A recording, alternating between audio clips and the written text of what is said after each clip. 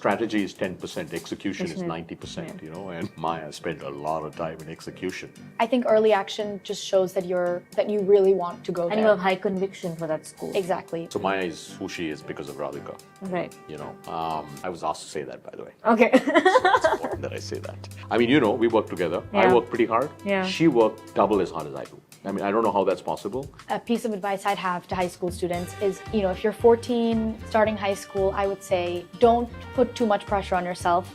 Authenticity is a very strong quality to have. Mm-hmm. And if you remain authentic to yourself and true to yourself, you'll be just fine.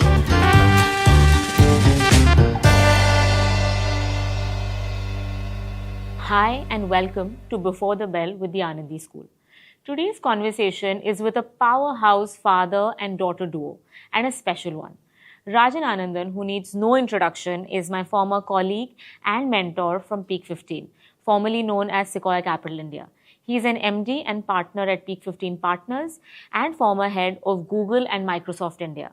And joining him is Maya, his 19-year-old daughter, who is currently at Stanford focusing on climate science and research, with TEDx talks, publications, and projects that started back in school. But this isn't a resume readout. It's a real look into how Maya explored her path, what worked for her, what did not, and how her parents supported her along the way. This is for anyone raising or being a passionate teenager trying to aim high. So let's jump in. Welcome Maya and welcome Rajan to the podcast. Thank you so much for doing this. Thank you for having us. Awesome. So we'll dig deep right in. So if I were to, if this is like 2015, I'm at the Anandan household on a Saturday afternoon or Sunday afternoon, weekend. What does it look like? Yeah, maybe I'll start. So Sundays, we have a ritual where we have lunch with Radhika's parents, so Nani and Nanaji. So yeah, Sundays would always be at their home. I think in the morning you'd always do sports. So we'd probably go to AES to watch soccer or something. In high school, yeah. High school. Okay. 10 years ago, I was 10 years ago you doing... were not in high school. What were you doing 10 years ago? 10 years ago, I was in elementary school. Oh, elementary school, right. Okay, maybe let's move it to 2020 then. Yeah, it's too... 2020 was COVID. Okay, Yeah, okay. good. Maybe 3 years ago. Okay. Right. 3 years ago, same lunch with Nani and Nanaji. We would hang out at their house pretty much the entire day. Mm-hmm. And then maybe towards the evening, we'd all get to the dining room table and I'd be doing homework for, Monday's classes and Papa would be doing work. Yeah, Same both with Radhika Mama, and I'd be... Working. yeah, Sunday and this evening one ritual. Yeah. we start work. Okay. And then if you were to, think about your parents and their personality a little bit, what are they like? Are they chill parents? Are they, very structured? Or are they both very different from one another? Both parents are very different. Okay. In terms of what I, have learned from them or, what I've taken from them now that I'm a bit older. Mm-hmm. But they were very chill parents, I think, for most of my years. They always wanted me to be happy and have fun in school. They never really, put pressure on me. I just look up to them and have looked up to them since I can remember. So if there was any pressure, it was me putting pressure on myself to be, to at some point be able to match with who they are. They're very, very chill, very fun parents. Okay. Prachi, question for you. Has there been a funny parenting moment or a parenting fail moment? Yeah, I mean, lots of funny moments, but... So anyway, Radhika is... so Maya is who she is because of Radhika. Right. I was asked to say that, by the way. Okay. So it's important that I say that. Anyway, so Maya applied early to Stanford. Right. And I was traveling, so I got in like literally the night before her application was due at midnight.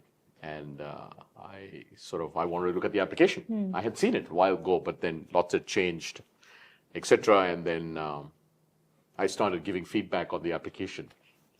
And you can imagine what happened at the table.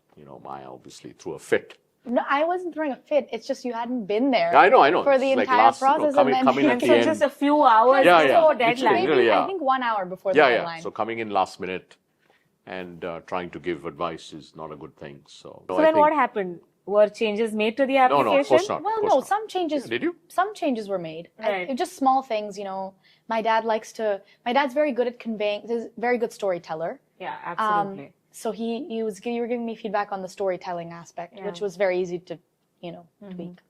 Yeah, but in general, I mean, last minute feedback is not well received in our Well, household. Yeah, Yeah, fairly it's so. kind of tough because Radhika is very structured. Yeah. Maya's been working on it, For a many long months time. before, yeah, right? For many months. So- For many months. Yeah. And so how was that moment actually when you received the, admission letter from Stanford? It was You really, remember that? that's another funny story. Okay. My mom and I were home, but my dad was traveling. So I was in Bangalore. Actually. he was on Zoom. We opened my letter on Zoom. And right before, I was scared to open it. I was obviously very nervous. I had been waiting for this day for a while, and I knew that if I didn't get in, I would have, 10 applications to write that winter. So I was very nervous. My mom was 10 times as nervous as I was, and my dad was, in a hotel room somewhere.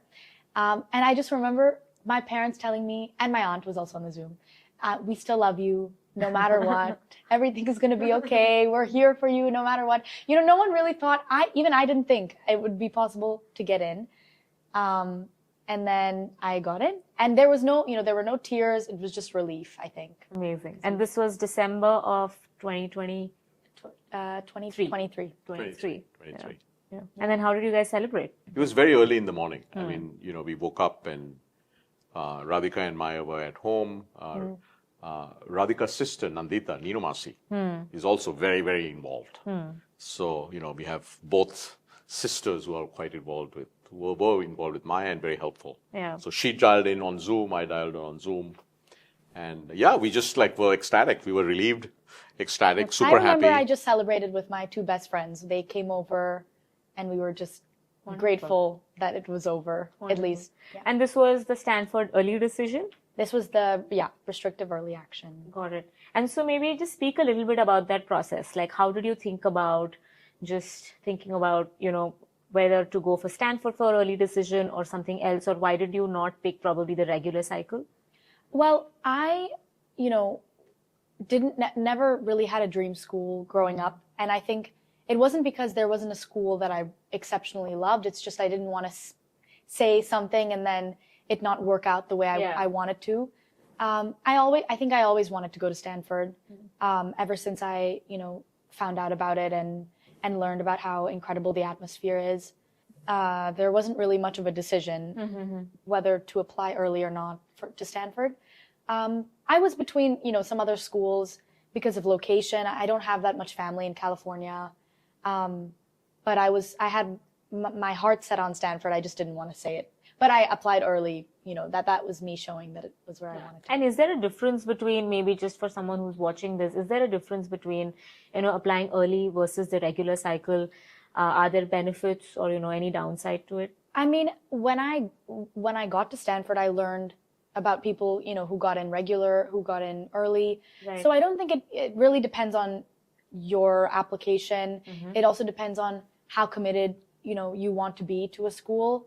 I think early action just shows that you really want to go there. And you have high conviction for that school. Exactly. Whereas regular decision, you still have a high, if your application suits the school, then you have a high chance of getting in. It's just a matter of whether you really love the place or still want time to figure out where you want to study. Yeah. But I do think it's really important to apply early. Pick a stretch school that. Especially you'd for love your to. dream school. Yeah. You You should should go for shoot it. high. What's the worst thing that can happen? You don't get it. So, talking a little bit about, this process and application, over the last few years that I had known Rajan, I used to always see a lot of posts, even on his Twitter, or him talking about your work in climate and climate change. When I was Googling you a little bit, I found a few videos of you doing these TEDx talks. I saw another video where you were in some Gurudwara, talking also a little bit about, how it could solve a lot more climate change problems and food sustainability issues. So how did you actually come to that point? Because if there is someone who's in 6th or 7th grade, and I think you were doing this for at least a few years, to probably stumble upon something like climate change, right, is really impressive. So how did you do it? I mean, just to clarify, in middle school, I was really just having a good time, Yeah. not thinking about college or academics, not even my own, my grades. So when I first joined high school in 9th grade, before really exploring, my passions and what I want to do in life, I just wanted to focus on my academics because they weren't very strong in 9th grade. But after I, felt a little more comfortable with my studies, I started to explore things. I remember I had an obsession with space, and that was, something that I thought I could pursue and didn't. But then in 2020, the farmer protests were what introduced me to, the field of agriculture. And I did so much research because I was, interested in as to why they were protesting. And then I came across the intersection between agriculture and climate change. So I think that I would say that's where that interest started. And so some of these opportunities which ended up happening one after the other, if there is a high school student who probably has an interest area, and maybe if that is climate change, for example, how do they actually craft some of these things? Or how is a way for a high school students to be able to get opportunities like this? What should they keep in mind? I think, well, first of all, a piece of advice I'd have to high school students is to do what is really, passionate to you, what really makes you, feel passionate, what you really love. Because otherwise you're not going to put in your 100% and you won't enjoy what you're doing, and it doesn't make sense. So first, focus on a field that you can see yourself in for, your years of high school and beyond. And, in terms of opportunities and finding these opportunities, my way of handling it was just cold emailing. I remember COP27 had just announced, or the COP conferences had just announced a third zone called the Innovation Zone. And it didn't seem like you needed to be a government official or an activist to be part of that zone. And so I emailed someone I found in their contact list online. So cold emailing, I would say, is how you can find those opportunities. Doing research. I mean, I wouldn't have found out about the IRIS Science Fair had I not searched up, where can I submit my research paper or something. So just cold emailing and researching. And it works. And it works. Even in college, I mean, with anything in life, sometimes you just have to send an email or just take your shot. Take your shot. Yeah. Yeah. And Rajan, when all of this was happening, was there a point where you felt like, okay, this is probably an interesting direction where she's headed? Was there a moment, and how did you and Radhika think of supporting her during this journey? I think, so our approach has always been, look, whatever she wants to do, we're very supportive. So she got very excited about this climate and farmers and all of that. And then, I think Neenu Masi took you to Punjab, right? You went and spent a couple of days. I mean, literally like going to Punjab, etc. So I think our whole approach has been, whatever she wants to do, let's see whether we can be, right? Like COP27. So actually she really wanted to go to COP27, and she asked me, I'd like to go to COP27. I'm like, look, I can't help. There are lots of things I can help with, but, I'm not I'm not like an activist, and I'm not with government. So, and I thought, sorry, topic went away, and then so one day she comes back and says, hey, I got a speaking slot. Now I want to go to Egypt.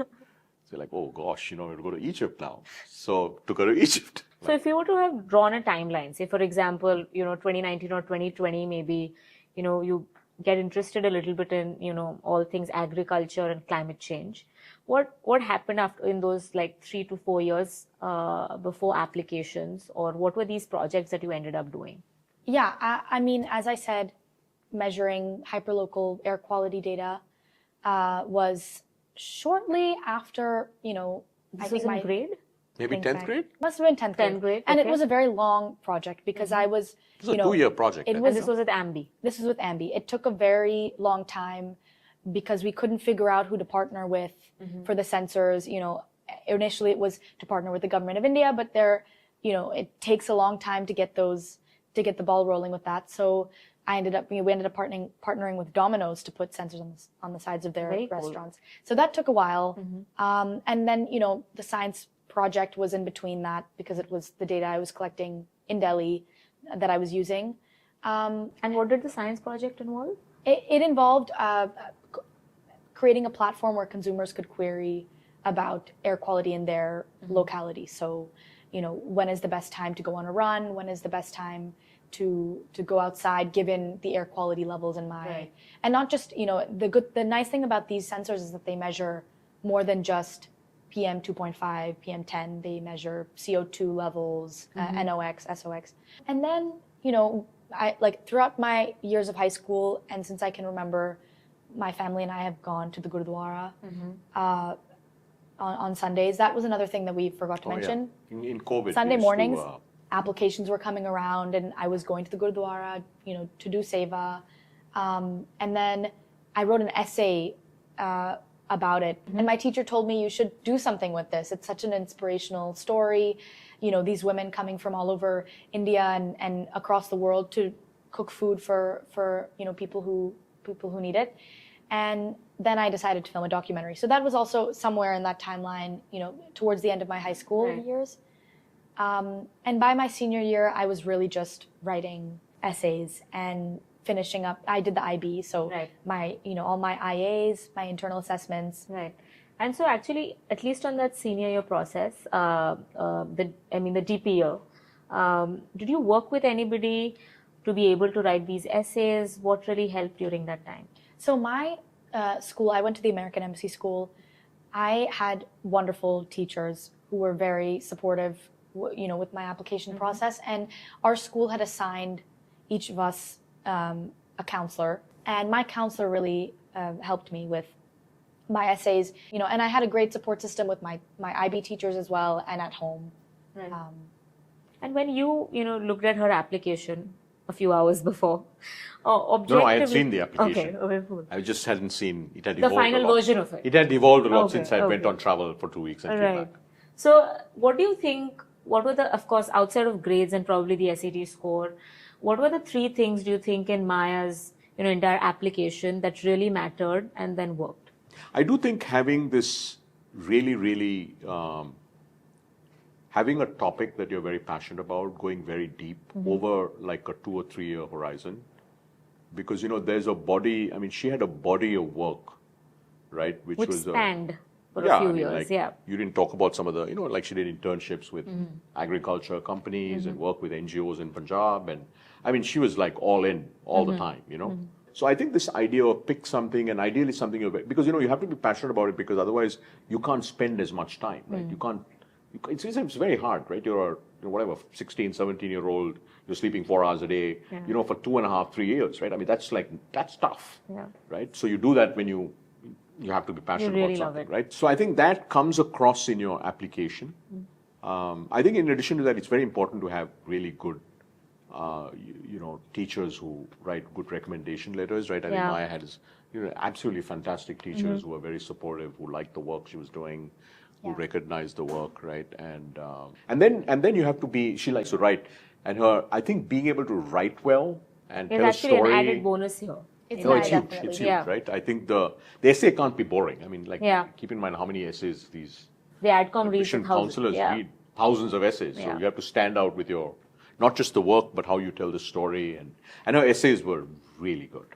But but no, writing for sure. It also depends on who you are as a person, whether your story is to be told in a metaphorical way or in another way. And everyone's essay is different, yet incredible in its own way. And it depends on the person, and it depends on what details you want to share about yourself. And how did you figure out when you started to write your own essay, were there a few, essays that you read? Was there a certain direction you wanted to follow? I did read a lot of essays. I would search online, the usual research. The usual research that books everybody on does. Essays. We also have books that my parents were like, you should really read this. And I didn't okay. So I did read some essays, but again, every essay is different. And if I were to write an essay very similar to a previous student's, then that's not what a school is looking for. They want someone new. They want someone who's going to bring something else. Very unique, something unique. So it's good to stay authentic because that's when you're really, people who read your work will understand that it's you who you're talking about. And when you look back, those 2-3 years are very intense, like Rajan was saying. Was there anything you felt like now you feel that you could have done differently? if I were to do something differently, I wouldn't have put so much pressure on myself, because then maybe I, would have been able to enjoy some of those moments a little more. Not that I still lived in the present very much. I had But do you think the outcome would have still been the same, or was that pressure needed at that point of time?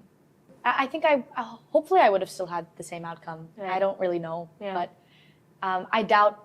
I'm sure there are people that have gotten into incredible schools, have worked really hard in their high school career, and didn't, put that much pressure on themselves. They were able to stay calm and collected, and not stress so much. You had a lot of, history, or sort of, Rajan went to MIT for undergrad and then Stanford for his master's. Same with your mom, right? Radhika went to Wellesley for her undergrad and then Harvard for her master's. So you had actually a lot of, in some sense, evidence of maybe what that college experience looked like. So of course, Stanford was an obvious choice for other reasons. But say hypothetically, if you had to stack up, Yeah. Stanford was number one. Stanford was number one. And then what would be like, say, You really like Columbia, I Yale. loved Columbia. I loved Columbia because their climate school was really impressive. Right. I love the state of New York. I think it's a really fun place to be. Life is very independent there, and that was something that I wanted. And even though Columbia does have a campus, it's also integrated within the city. Not as much as NYU, but it is in a city, and I'm used to city life, having lived here my whole life. So Columbia was probably second. And then there were other schools, liberal arts colleges. I was also Wellesley was a school I really wanted to get into. My grandmother sometimes thinks that I'm studying there now, because I think she sees my mother and me, and so everyone, my mom wanted me to go to Wellesley. Everybody wanted me to go to Wellesley. So that would have probably been third, but maybe for other reasons, not so much myself. The school is great. I don't know if it would have fit my interests as much, but. Right. Fantastic school. I think that would have been third. So what were your top three factors? So one was maybe them having a good, say, climate school. Yeah, I think that's number one. Climate studies, or at Stanford, it's their Earth Systems department. So that was Number one. I think number two was probably, level of happiness there, because I remember. Because I was so stressed with college applications. At some point, I was like, I don't care where I go. I just want to have a good 4 years. I want to enjoy myself. I want to make good memories. And I think I would have been happy almost anywhere. But level of happiness. California is very sunny. Stanford doesn't get that cold. There's no snow. So that would have impacted my happiness. The beautiful campus with so much to do, and such a supportive, exciting environment that would also feed my happiness. That would be the second factor. And then the third factor would probably be, I guess you talked a little bit about like opportunities. Yeah, opportunities. Yeah. I remember searching up for not just Stanford, but many schools, what kinds of extracurriculars they had, what kinds of clubs they had, who was coming to speak at these schools, who could I meet when I'm there. And Stanford just had such amazing people coming in, guest speakers, professors. The classes that they offer are for everyone, and they have such a wide variety that I thought there would be a number of opportunities for me there, and I'm still exploring all there is to Stanford. So, yeah. Yeah, I'd say one thing that parents, one thing we did with Maya that I think is a good thing to do is get them exposed to these, if you can, right? Of course, lots of parents can't, but if you can get your kids exposed to lots of schools, right? Like, Radhika would take her to Wellesley, right? We'd go to MIT for our reunion. She'd come with us. She'd see MIT, Harvard. She was very clear also. She didn't want to go to MIT. Okay, right? Very clear, right? Yeah, the persona, is different. Nothing bad about, No, MIT but it is just a great wasn't school. It right? didn't seem like a place I would fit. Yeah, of course. Right. So, but I think just getting them exposed so that they're inspired. I think in general, like our approach has been just try to give opportunities, give you exposure so that you can get inspired or not. And then, once you're inspired, you go for it. But yeah, I will add, even if you can't, go to the US or go to the UK or wherever it is you are planning on studying, with virtual tours and so much published work online, you can find out just as much about the school. That's true. There's a bunch of Whether schools that you you're- liked, you didn't go to. I virtually toured Yale. I remember I virtually toured some other schools on the East Coast. Yeah. And it did help a lot. And now, how's life at Stanford? You obviously researched a lot. So is there something which was sort of surprising? I mean, my Stanford is everything and more than I expected. I went in with an idea of it, and it was a very positive Right. perception. But I was happily surprised when I got there. I've met some fantastic friends. I've taken classes that have changed the trajectory of my major. What did you, before Earth Systems, was there another Well, I one was in kind the of, works? I'm still kind of toggling between Right. two subjects, but I remember in the beginning of the year wanting to major in economics. I was very, set on that. And then I took an economics class and it wasn't, I wasn't That doing well. interesting. And it's still, another shock to me is, just how smart everybody is there. I mean, anyway, so then, I took a class in the winter that was really inspirational, and I thought I really want to study energy. So now I'm on track for, an energy science and technology concentration. Awesome. But yeah, Stanford's everything and more than I expected. Wonderful. So cool. So maybe last question actually, Maya. If someone's just getting into high school or is probably in 10th grade, what advice would you have for them? I think, I don't know if I can tell you how to get into Stanford, because honestly, I don't know how I got in either. Right. If you're 14, 13, 14, 15, Yeah. starting high school, I would say don't put too much pressure on yourself. As I mentioned earlier, it's not going to benefit you if it gets to a certain point. Stay true to yourself also. Authenticity is a very strong quality to have. And if you remain authentic to yourself and true to yourself and, really understand what you love and what makes you excited, you'll be just fine. You will want to pursue those projects and write those papers and, speak at these events because it's something that you love and you want to share with the world. So I would say stay true to yourself and don't put too much pressure on yourself. Very well put. Very well put. I mean, when you hear her speak, she also comes across as very, very driven. Once she did have that direction, she did go all in. She worked harder than you, which is very tough to do, right? Was there, and of course you guys gave her a lot of freedom to be able to pursue whatever she wanted. But how does that happen? Like, is there actually a quiet, sort of this lesson, or is there the culture at the home which basically ends up, turning into something like this? I think we're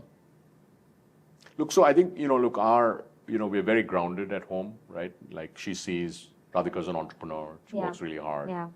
Masi is a scientist. She works really hard. Radhika's dad worked till he was 83. He worked really hard. So I think hard work. She sees hard work, right? Yeah. And we also, we don't put pressure on her, but she knows the bar is high for excellence, right? Strive for excellence in whatever you do. So I think she's grown up around sort of an environment of just hard work. And I think at the end of the day, just having your kids, just let them explore and figure out what they really want to do. And I think the good thing is, look, with where the world is going, right? Any specific function that you're going to do, it's all going to change very quickly. So learning how to learn, just curiosity, hard work, being very agile. Yeah. Those things are probably going to be more important in the next 10, yeah. 20, 30 years. Well, wonderful. Thank you so much for this conversation. Thank you for having us. I really enjoyed First it. And thank you podcast so much. I've done with Maya. Thank you for for having taking the us. time. Thank Yeah. you, Prachi, for hosting Yeah. us. I hope it's helpful to anyone who It was really good. You speak really well.